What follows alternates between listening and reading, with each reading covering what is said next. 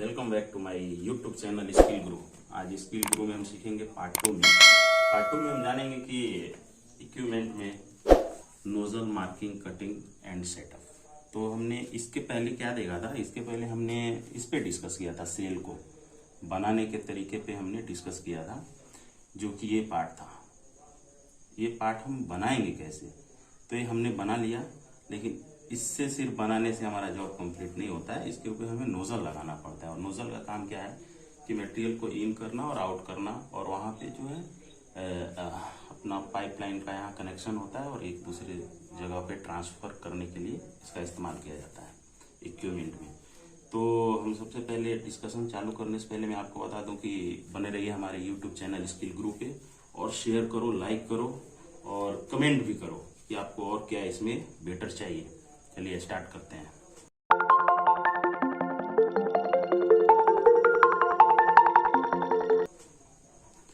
तो हम सबसे पहले ये देखते हैं कि सपोर्ट डेट हमारा इस टाइप का भी जॉब हो सकता है। इस टाइप का एक वेसल हो सकता है, और इस वेसल में इस तरह से एक नोजल लगा हुआ है। एग्जाम्पल के लिए हमने लिया है। तो हम सबसे पहले इसको ड्राइंग में हम देखते कैसे हैं, अब मैं वहां से चालू करने का प्रयास कर रहा हूँ कि इसमें हम ऐसे सामने से देख रहे हैं तो हमारा पार्ट ऐसा दिख रहा है, हमारा इक्विपमेंट ऐसा दिख रहा है।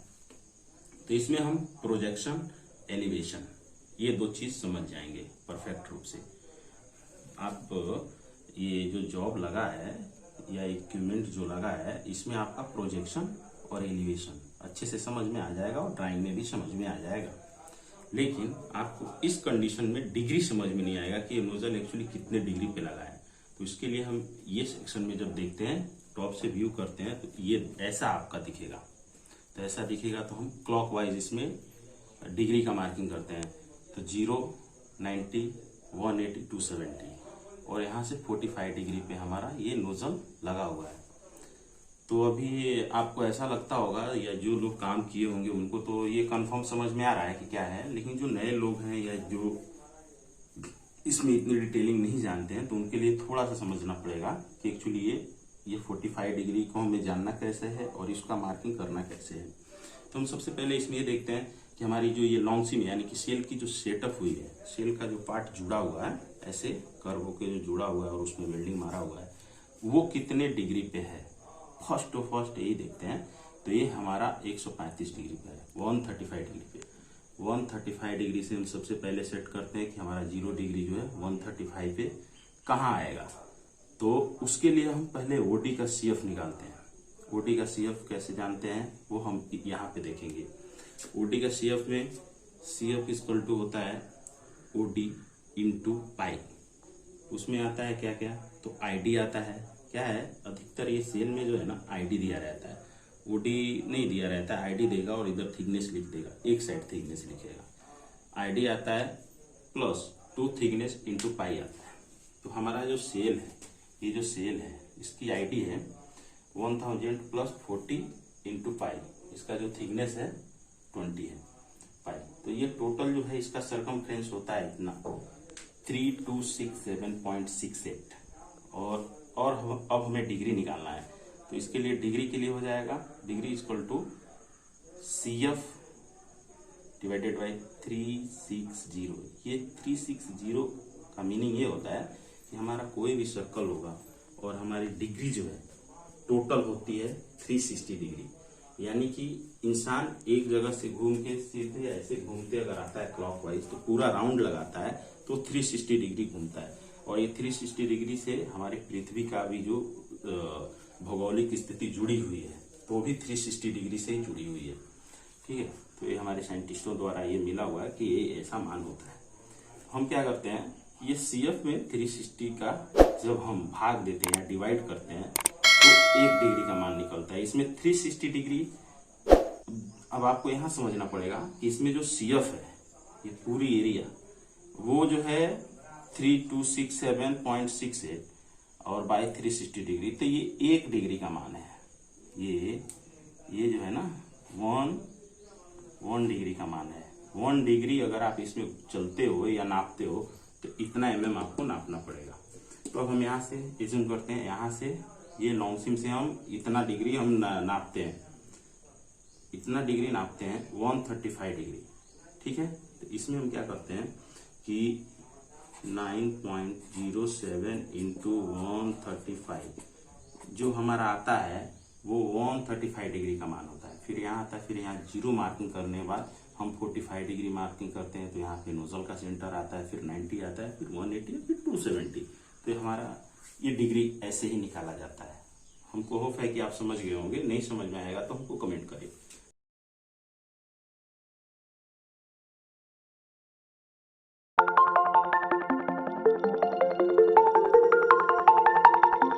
फिर मैं इस पे एक और वीडियो बना दूंगा। तो ये हमारा ये निकालने का यही तरीका है।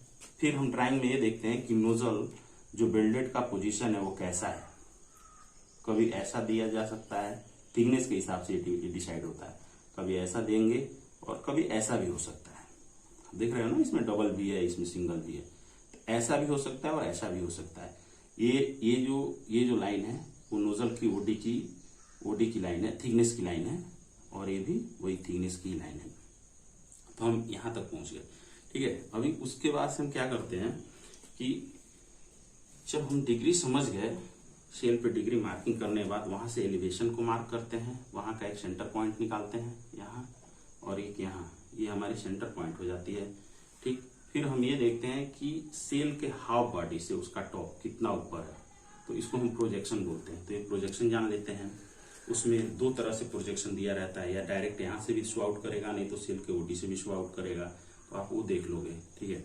और कुल मिला के हम जो प्रोफाइल मार्किंग इसकी करते हैं कट करने के लिए, तो कुछ इस तरह का आपको समझना पड़ेगा। ये थोड़ा क्रिटिकल पार्ट में आता है।